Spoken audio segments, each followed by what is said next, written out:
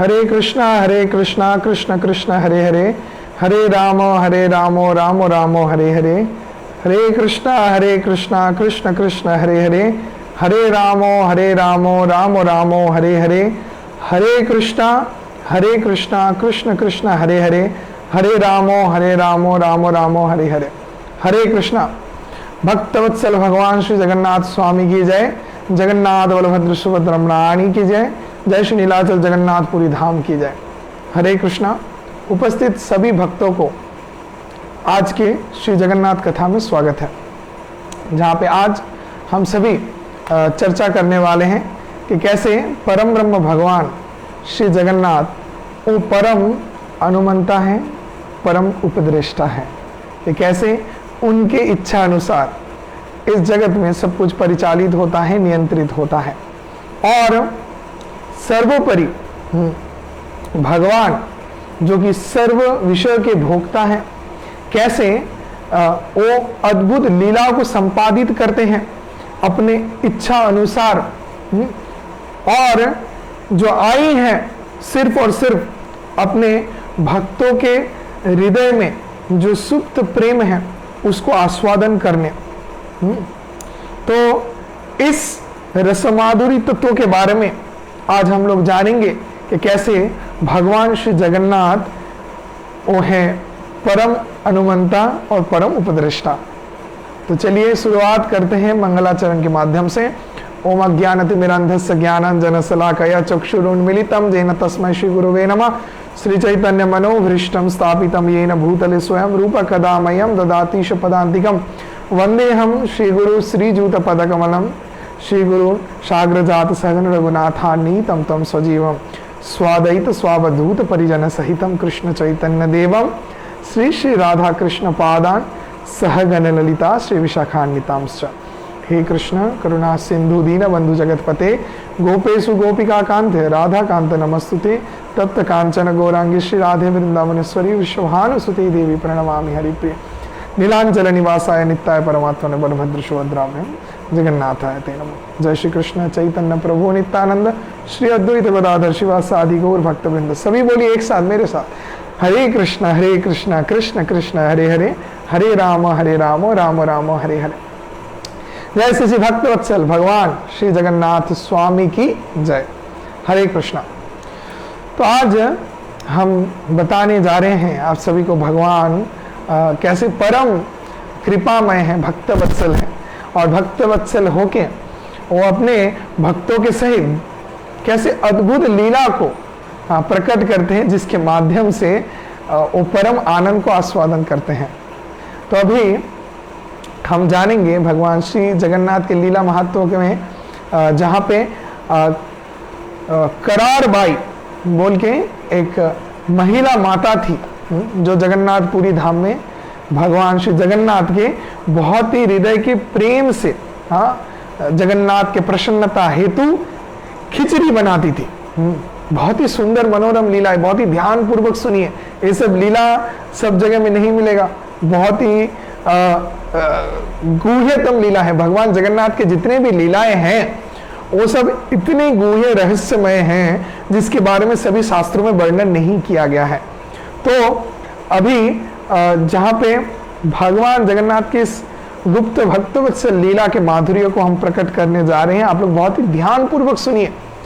तो भगवान जगन्नाथ जो कि सब कुछ के मालिक है, परम नियंत्रण है, उपदेष्टा है, अनुमंता है, वही भगवान जगन्नाथ। हाँ, वही भगवान जगन्नाथ क्या करते थे, अपने श्री मंदिर को छोड़ के जाते थे उस करार बाई के घर पे खिचड़ी खाने।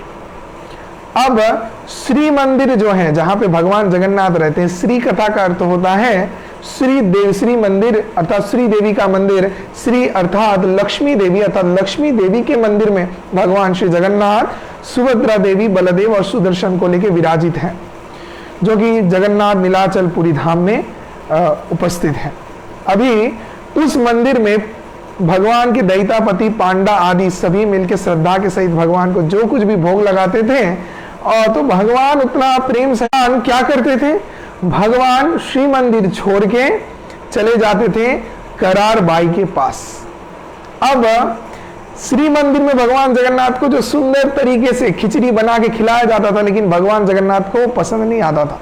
भगवान जगन्नाथ को अच्छा लगता था करार बाई जो खिचड़ी बनाती है। अब भगवान प्रतिदिन सुबह सुबह चले जाते थे करार बाई के पास खिचड़ी खाने, और करार बाई बहुत ही प्रेम पूर्वक सुंदर तरीके से खिचड़ी बना के भगवान जगन्नाथ को भोग लगाती थी। तो एक दिन करार बाई के गृह में एक साधु महाराज जी आए। अब वो आके देखे कि करार बाई जो कि नहाती नहीं है, जो कि गंदे वस्त्र में भगवान जगन्नाथ को भोग लगाती है, तो कैसे परम ब्रह्म भगवान खुद आके वहां पे भोग ग्रहण कर रहे हैं। तो करार बाई को बहुत ही सचेतन रहना चाहिए, क्योंकि परम ब्रह्म भगवान आके उनके हाथ से साक्षात भोजन ग्रहण कर रहे हैं। तो इस कारण वो साधु महाराज जी करार बाई को सिखाई कि देखो, तुम श्रद्धा के सहित प्रात में उठ के अपने शरीर में तिलक धारण करके प्रेम पूर्वक भगवान जगन्नाथ के लिए खिचड़ी बनाओ और भगवान को मंत्र उच्चारण के माध्यम से भोग लगाओ, तब भगवान जगन्नाथ तुम्हारे अर्पित भोग को ग्रहण करेंगे। तो उसके दूसरे दिन से ही करार बाई उस ब्राह्मण जो साधु महाराज जी आए थे उनके दिए हुए आदेश अनुसार नियम पालन करके श्रद्धा पूर्वक भगवान जगन्नाथ के लिए भोजन बनाएगी, ऐसे सिद्धांत ली। और भगवान जगन्नाथ जो कि सुबह सुबह प्रतिदिन चले आते थे, वैसे ही वो चले आए और आके करार बाई को पूछने लगे, करार बाई हमको भोग लगाओ, हमको भोग लगाओ, हमको भूख लगा है, करो माँ, करो माँ, करो माँ, मतलब जल्दी करो, जल्दी करो। तो करार बाई का नाम जो था वहां से कोरोमा बाई हो गया, अर्थात कोरो माँ, जल्दी बनाओ। जगन्नाथ के दिए हुए इस नाम से करार बाई का नाम हो गया कोरोमा बाई।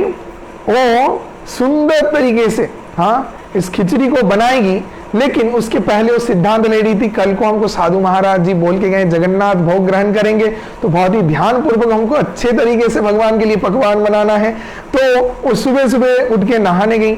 तो जगन्नाथ आ गए, तो जगन्नाथ को बोलने के रुको, अभी तो हमको नहाने जाना है, नहा के आके हम आपके लिए रंधन करेंगे। तो इसको सुन के भगवान जगन्नाथ श्री मंदिर में चले गए।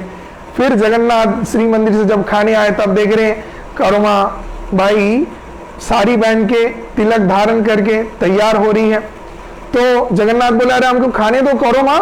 तो बोले, देखो अभी समय नहीं है, अभी हम तिलक धारण कर रहे हैं, इसके बाद चूल्हा शुद्धिकरण करना है, बहुत नियम है, और अभी आप जाओ। तो जगन्नाथ फिर से श्री मंदिर चले गए। फिर जगन्नाथ को भूख लगा, जगन्नाथ फिर से खाने आए, और जब आए तो फिर से क्या देख रहे हैं कि वहां पे कोरोमा वो चूल्हा शुद्धिकरण कर रही है। तो बोले, अरे आप चूल्हा शुद्धिकरण करिए, अभी तक खाना नहीं बना। तो बोले, नहीं, अभी शुद्धिकरण होगा उसके बाद। तो इसको सुन के भगवान जगन्नाथ बहुत क्रोधित हो गए, अरे हमको इतना भूख लगा है और अभी भी कोरोमा खिचड़ांगा नहीं बना रही है। तो जगन्नाथ फिर से श्री मंदिर चले गए। श्री मंदिर जाके श्री मंदिर में जो कुछ भी भोग था भगवान ग्रहण नहीं कर रहे हैं, क्योंकि भगवान जगन्नाथ को तो कोरोमा बाई का ही बनाना हुआ खिचड़ांगा खाना है। तो तब भगवान जगन्नाथ जब फिर से लौट के आए, तो आके देख रहे हैं कोरोमा बाई अभी खिचड़ी बनाने के लिए बिठा रही है, चूल्हे में दाल चावल सब कुछ। तो जगन्नाथ क्रोधित होकर फिर से लौट गए, और फिर जगन्नाथ जब बाद में आए तो देखें कि कोरोमा उस साधु महाराज के साथ बात कर रही है और खिचड़ी बना के रखी है। तो जगन्नाथ क्रोधित होके भूख के मारे जल्द से जल्द खिचड़ी खा लिए, और खा के ही वो श्री मंदिर में चले गए, क्योंकि श्री मंदिर में घंटा बजा के तब पुजारी लोग भगवान जगन्नाथ के लिए 56 भोग का आयोजन किए थे। अब जगन्नाथ तुरंत ही जब खिचड़ी खाते खाते वहां से चले गए, तो जगन्नाथ के मुंह में और हाथ में खिचड़ी लगा हुआ था। अब पुजारी जब भगवान जगन्नाथ को श्री मंदिर में भोग लगा रहे थे 56 भोग, उस समय देखे एक आश्चर्य विषय कि क्या भगवान जगन्नाथ के मुख में खिचड़ी और हाथ में खिचड़ी लगा है, एक ऐसे संभव है। तो तुरंत ही वो सोचे कि हम लोग जो कुछ भी भगवान को भोग लगाते हैं भगवान ग्रहण नहीं कर रहे हैं, कुछ तो विषय है, भगवान कहीं से जाके खिचड़ी खा रहे हैं।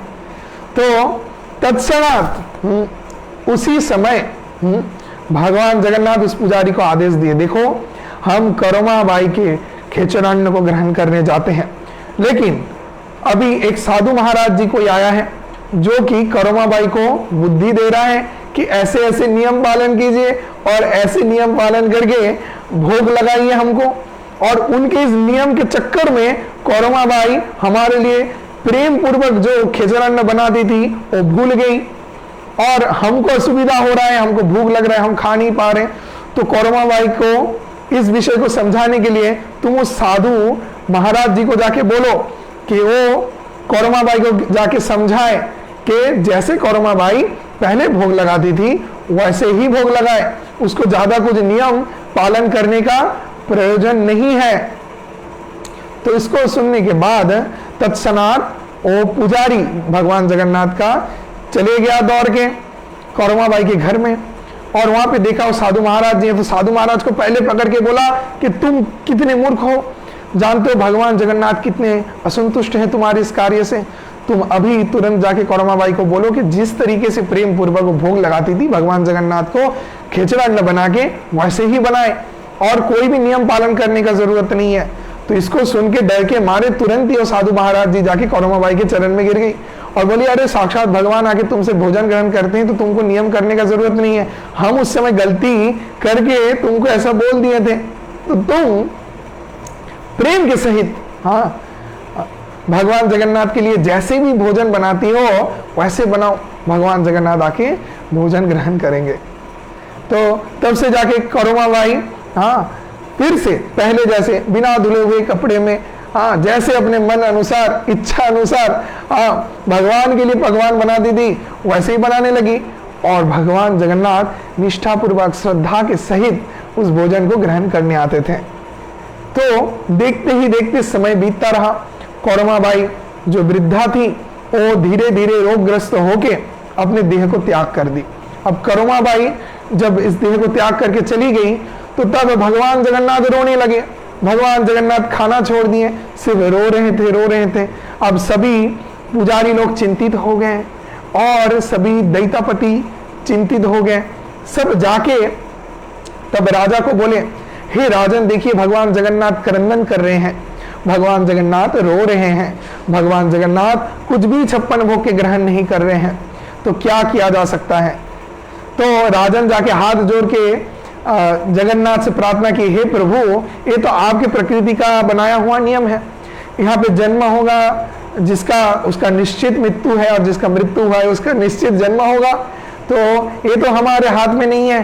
तो करमा बाई उसका मृत्यु हुआ वो तो चली गई, लेकिन आप अगर ऐसे रोते रहेंगे तो हम लोग भक्त कैसे इसको दर्शन करेंगे, आप अगर कुछ ग्रहण नहीं करेंगे तो कैसे चलेगा। हे प्रभु कृपा करके आप पुनः सब कुछ ग्रहण करते रहें। तो जगन्नाथ बोले कि देखो हम करमा बाई के हाथ से ही खिचरान्न ग्रहण करते हैं। तो राजा तब बोले कि हे प्रभु आप इतने भक्त वत्सल हैं, आप करमा बाई के हाथ से ही खिचरान्न ग्रहण करेंगे, तो तब आप करमा बाई को क्यों पुनः अपने नित्य धाम में बुला लिए। हाँ करमा बाई उनको क्यों वैकुंठ में बुला लिए, तब उनका मृत्यु क्यों हुआ, तब तो उनको इस जगत में ही रहना चाहिए था। अगर आप यहाँ पे रख देते तो प्रतिदिन आपके लिए खिचरान्न बना देती, लेकिन आप तो उनको अपने नित्य धाम में बुला लिए, ऐसा क्यों। तब भगवान जगन्नाथ बोले उस राजन को, सभी पुजारी पांडा दैतापति सभी भक्तों को कि देखो हम अपने शुद्ध भक्तों को इस मर्त्य लोक में ज्यादा समय नहीं रखते हैं। मेरा जो शुद्ध भक्त है उसको इस दुखालय में शाश्वतम, इस दुख के घर पे, इस जड़ जगत में ज्यादा समय कष्ट प्रदान नहीं करते हैं, उसको जल्द से जल्द अपने नित्य धाम में बुला लेते हैं। तो इसीलिए हाँ हमने करमा बाई के भक्ति को देख के उनको तत्क्षणात हमारे नित्य धाम में बुला लिया। हरि वो। तो भगवान जगन्नाथ इतने भक्त वत्सल हैं हाँ, तो उन्होंने करमा बाई को कृपा करके अपने वैकुंठ धाम में बुलाया। तो भगवान जगन्नाथ बोले हमारा जो प्रतिदिन 56 भोग है उसमें हमको जो खिचड़ान्न भोग लगाया जाएगा, जैसे कौरमा बाई बनाती थी कौरमा बाई खिचड़ान्नो, वैसे ही उनके नाम से ही प्रसिद्ध कौरमा बाई खिचड़ान्नो हमको भोग लगाया जाएगा और वही कौरमा बाई खिचड़ान्नो हम ग्रहण करेंगे। हरि बोल। तो भगवान जगन्नाथ को अभी भी जगन्नाथ नीलाचलपुरी धाम में इस कौरमा बाई खिचड़ान्नो को 56 भोग में भोग लगाया जाता है। तो जितने बार भी भगवान को भोग लगाया जाता है हर बारी खिचड़ान्न को भोग लगाया जाता है। और ये जो खिचड़ी है इसका स्पेशलिटी है, ये जैसे खिचड़ी हम सभी खाते हैं वैसा खिचड़ी नहीं है, ये थोड़ा डिफरेंट इसका रेसिपी है। तो जैसी भक्तवत्सल भगवान जगन्नाथ की जय, जैसी कौरमा बाई खिचड़ान्न की जय। हरे कृष्णा। इसको छोड़ के और एक लीला हम आप लोगों को आज बताने वाले हैं जहां पे प्रमाण करता है भगवान जगन्नाथ परम अनुमंता और परम उपद्रष्टा है कि उनकी इच्छा अनुसार सब कुछ इस जगत में होता है, सब उनसे सृष्टि हुआ है। वही कृष्ण ईश्वर परम कृष्ण सच्चिदानंद विग्रह अनादिर आदि गोविंद सर्व कारण कारणम, जो सभी कारणों के कारण है, परम ब्रह्म भगवान है। हाँ वही भगवान दारू ब्रह्म जगन्नाथ के रूप से प्रकट हुए हैं, जो कि भागवत गीता में भगवान श्री कृष्ण बताते हैं भोक्ताराम यज्ञ तपसाम सर्वलोक महेश्वरम श्रूरिदम सर्वभूतानाम। तो भगवान परम भोक्ता है, परम नियंत्रा है, परम उपद्रष्टा है, परम अनुमंता है और सर्वलोक के महेश्वर है और सभी जीवों के क्या है सुहृद है, परम सुहृद। भगवान से श्रेष्ठ सुहृद इस जगत में कोई नहीं है, इसको जानिए। और भगवान के शुद्ध भक्तों से ज्यादा आपके जीवन में सुहृद और कोई नहीं है, इसको भी समझिए। एकमात्र भक्त ही आपके जीवन में परम कल्याण को साधन कर सकते हैं। इसीलिए हम लोगों को भगवान श्री गुरु और शुद्ध वैष्णवों के चरण में सदा सर्वदा पतित रहना चाहिए, प्रार्थना करना चाहिए कि हमको कृपा कीजिए, जिस कृपा से हम भगवान को प्राप्त कर सकें, भगवान के शुद्ध भक्ति को प्राप्त कर सकें। तो अभी भगवान जगन्नाथ की इच्छा अनुसार नीलाचलपुरी धाम में सब कुछ परिचालित होता है। तो वहां पे भगवान अपने भक्तों को आदेश देते हैं अभी हम शयन करने जाएंगे, सोने जाएंगे।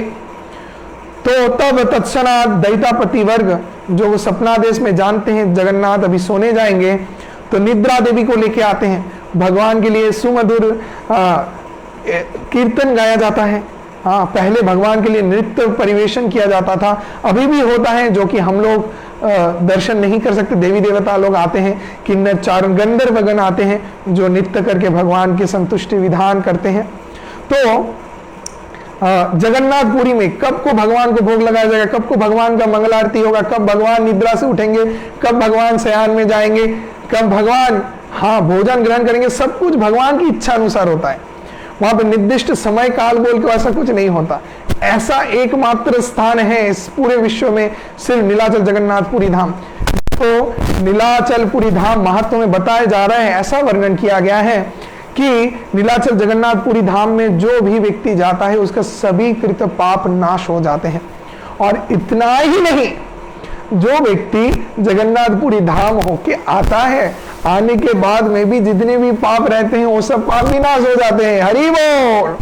अर्थात आके भी लौट के भी व्यक्ति अगर कोई पाप करता है वो भी पाप नाश हो जाते हैं।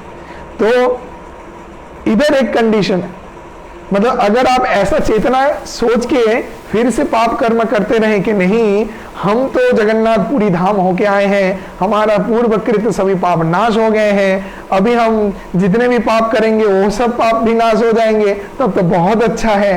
तब ये बहुत बड़ा गलती होगा, तब तो ये नाम बोल के पाप आचरण हो जाएगा। ये कभी भी नहीं करना चाहिए। तो अभी जगन्नाथपुरी महत्व में ऐसा भी बताया गया है कि जगन्नाथपुरी धाम में जो कुत्ते हैं, डॉग्स हैं और डंकी गधा भी है, तो एक गधा भी चतुर्भुज नारायण के स्वरूप से वैकुंठ में है। हरि बोल। तो जगन्नाथपुरी धाम कोई साधारण स्थान नहीं है, तो वहां पे जितने भी दैतापति पांडा आदि देखेंगे सब चतुर्भुज नारायण है।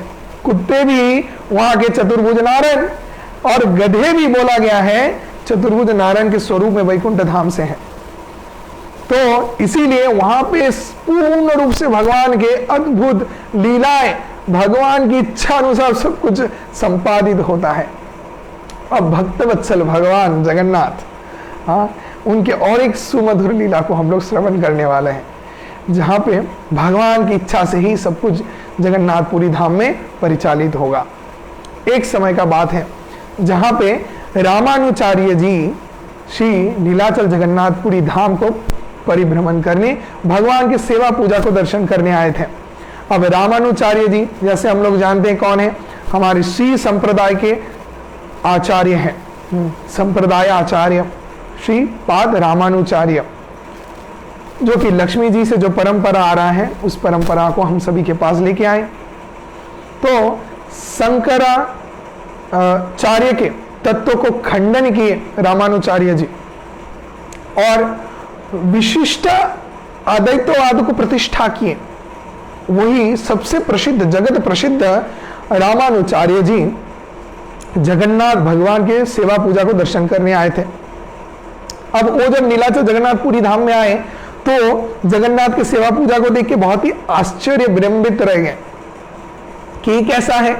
यहाँ पे तो भक्त लोग अद्भुत अपने इच्छा अनुसार भगवान को भोग लगा रहे हैं, इच्छा अनुसार भगवान को श्रृंगार कर रहे हैं, इच्छा अनुसार, मन मर्जी अनुसार भगवान का सेवा पूजा विधि अर्चन आदि कर रहे हैं। ऐसा तो नियम नहीं है, क्योंकि रामानुचार्य जी शास्त्रज्ञ पंडित बनते थे और जो सभी प्रकार के शास्त्रों का निरूपण किए हैं, शास्त्रों के सिद्धांतों को प्रतिष्ठा किए हैं। तो ही रामानुचार्य के सामने भगवान का सेवा का ऐसा एक से बढ़ के एक अद्भुत नियम जो चल रहा था, इसको देख के रामानुचार्य जी बहुत ही विस्मित हो गए, आश्चर्य रह गए। तो तब उन्होंने सिद्धांत लिया कि जगन्नाथपुरी में जो नियम करके भगवान जगन्नाथ को सेवा पूजा किया जाता है ये ठीक नहीं है, इसको बदलना पड़ेगा। इसके कारण उन्होंने क्या किया, वो तब सिद्धांत लिए कि यहाँ का नियम हम बदल देंगे। तो कैसे बदल सकते हैं, इसके लिए हमको राजा के साथ बात करना पड़ेगा। तो तब वो पुरी के उस समय के राजा को बुलाए और राजा को बोले कि हे राजन, जगन्नाथ का सेवा ठीक से नहीं हो रहा है, कैसे भगवान जगन्नाथ का सेवा किया जाता है हम सिखाएंगे। तो तब राजा, तब अगर चाहते हैं, इसका अर्थ साक्षात भगवान जगन्नाथ खुद चाहते हैं। तो जैसे नियम आप प्रवर्तित करेंगे उसी नियम से जगन्नाथपुरी में भगवान जगन्नाथ का सेवा होगा। तो तब रामानुचार्य बोले कल ही को सभी दैतापति पांडा सभी को बुलाओ और सभी को लेके हम बैठेंगे, सभी को सिखाएंगे कैसे भगवान का परम ब्रह्म का सेवा किया जाता है। तो फिर दूसरे दिन राजा सभी पांडा पुजारी लोगों को बुलाए और सभी की उपस्थिति में रामानुचार्य जी सभी को शिक्षा दिए क्या क्या नियम है, कितने बजे मंगल आरती करना है, कितने बजे भगवान को श्रृंगार कराना है, कितने बजे भगवान को भोग लगाना है, ऐसे सभी नियमों को प्रदत्त किए। तो उसके बाद दूसरे दिन से नियम जारी होगा ऐसा राजा बता दिए कि रामानुचार्य जी ने जो नियम विधि बताया है इसी नियम विधि से कल से भगवान श्री जगन्नाथ बलभद्र सुभद्रमानी सुदर्शन देव का सेवा पूजा होगा। तो तब जाके सभी पांडा लोग, हाँ, दूसरे दिन से भगवान जगन्नाथ का सेवा पूजा रामानुचार्य के प्रदत्त नियम अनुसार करने लगे। जहां पे भगवान जगन्नाथ जब तैयार हैं अभी भोजन ग्रहण करने, उस समय पांडा लोग भगवान जगन्नाथ को श्रृंगार करा रहे हैं। जब भगवान श्रृंगार करने आए उस समय भगवान को शयन दे रहे हैं। जब भगवान शयन के लिए जाना जा रहे हैं उस समय भगवान को भोग लगा रहे हैं। तो ऐसे भगवान जगन्नाथ असंतुष्ट हो गए और भगवान जगन्नाथ फिर क्रोधित हो गए, रामानुचार्य जी के सपने में आए और बोले तुम तुच्छ मूर्ख, हाँ, तुम दक्षिण भारत में जिस नियम से मेरा सेवा पूजा करते हो उस नियम को इधर जगन्नाथपुरी में चालू करने का प्रयास कर रहे हो। अरे मूर्ख, तुम होते कौन हो? ऐसा लिखा हुआ है कि तुम होते कौन हो ऐसे विधि को प्रवर्तन करने। तो तुम्हारा इतना बड़ा साहस, मेरे भक्त पांडा लोग जैसे श्रद्धा के यहाँ पे सेवा करते हैं, नियम यहाँ पे नहीं चलेगा। तो जब भगवान जगन्नाथ ऐसा बोले तो थरथर करके हाथ जोड़ करके नाक कान मोल के कांपने लगे रामानुचार्य जी, जो इतने बड़े आचार्य हैं, और डर के मारे हाँ उस समय उन्होंने आंख बंद किया, और जब आंख खोले तो तब वो देखे कि और जगन्नाथ नीलाचलपुरी धाम में नहीं है। वो कहां पे पहुंच गए? आंख खोलते ही देखे वो दक्षिण भारत के कुरुक्षेत्र नामक स्थान में पहुंच गए। अब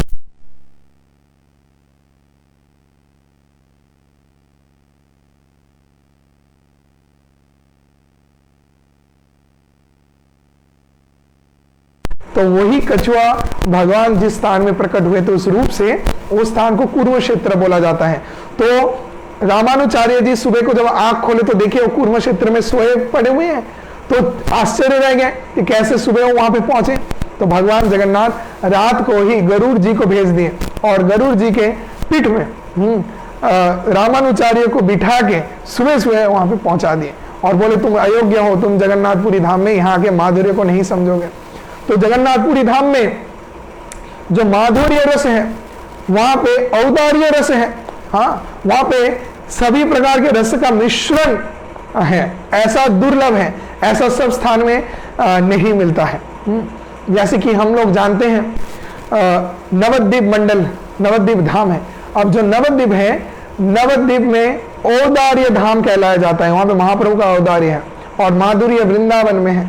लेकिन जगन्नाथपुरी धाम में औदार्य माधुर्य सब कुछ उपस्थित है। हरि बोल। जय श्री जगन्नाथ बलभद्र सुभद्रा महारानी की जय, जगन्नाथ भगवान की जय, जगन्नाथपुरी धाम की जय।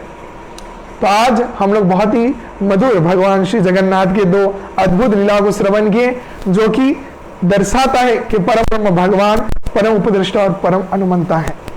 तो जय श्री श्री जगन्नाथ बलभद्र सुभद्रा महारानी सुदर्शन देव की जय, जगत गुरु शील प्रपात की जय, परमाराध्य गुरुदेव की जय, गौर प्रेमानंदे हरि हरि बोल। सभी को बहुत बहुत धन्यवाद मेरे साथ जुड़े रहने के लिए। हरे कृष्णा।